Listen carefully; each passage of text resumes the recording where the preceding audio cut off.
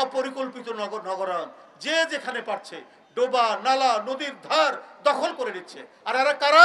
আপনি জিজ্ঞেস করবেন, হয় ছাত্রলীগ, নাহলে যুবলীগ, নাহলে আওয়ামী লীগ, না হলে স্বেচ্ছাসেবক লীগ, না হলে মৎস্যজীবী লীগ। লীগ আর লীগ, তাদের মানে এই লীগময় হয়ে গেছে বাংলাদেশ।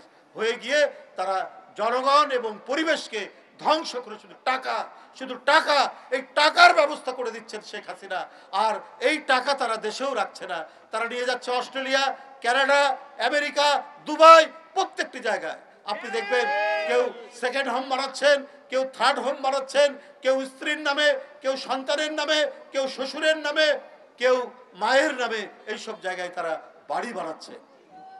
আর এই লুটপাটের এক মহাসমুদ্র বানিয়েছেন, লুটপাটের একটি আখাড়া বানিয়েছেন শেখ হাসিনা বাংলাদেশকে।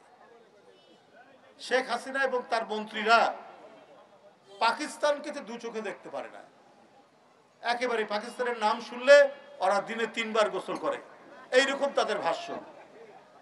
কদিন আগে পাকিস্তানের প্রধানমন্ত্রী বাংলাদেশের অর্থনীতি নিয়ে একটা কি কথা বলেছে, এতই খুশি ওবায়দুল কাদের, বিএনপি দেখে না, অথচ পাকিস্তানও আমাদের উন্নয়নের প্রশংসা করে। বাহ!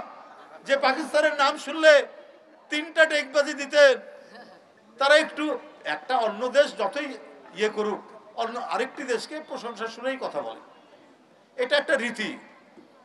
তো এইটাতে এতই গদগদ যে এখন কি বলে যে তারা মানে তাদের অত্যন্ত আপনজন বলে তারা মনে করছে। তো এই ধরনের ডাবল স্ট্যান্ডার্ড, এই দ্বিচারিতা এই সরকারের মধ্যে আপনার দেখা যাচ্ছে। কিন্তু অন্যদিকে কি, আমরা তো সবাই জানি, আজকে আপনি বিদেশ থেকে যন্ত্রপাতি কিনবেন, সেই ডলার নাই। আপনি পেঁয়াজ আনবেন বিদেশ থেকে, সেখানে পেঁয়াজ আদা এটা আমদানি করতে হয়, যেটা ডলার লাগে, সেই ডলার এখন নেই। বাংলাদেশ ব্যাংকে কি হয়েছে এটা জানতে চাই গোটা জাতি। কেন সাংবাদিকদেরকে বাংলাদেশ ব্যাংকে ঢুকতে আপনি নিষেধাজ্ঞা জারি করেছেন? এর কারণ কি?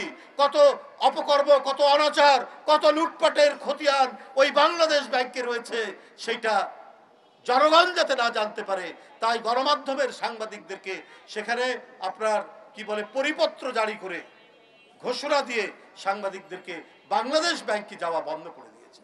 যাই হোক বন্ধুরা, আমি আর বক্তব্য দীর্ঘায়িত করব না, অনেক কথা বললাম আপনাদের সামনে এই গরমের মধ্যে। আজকের আমি ঢাকা মহানগর উত্তর বিএনপির সকল নেতৃবৃন্দ, ফরহাদ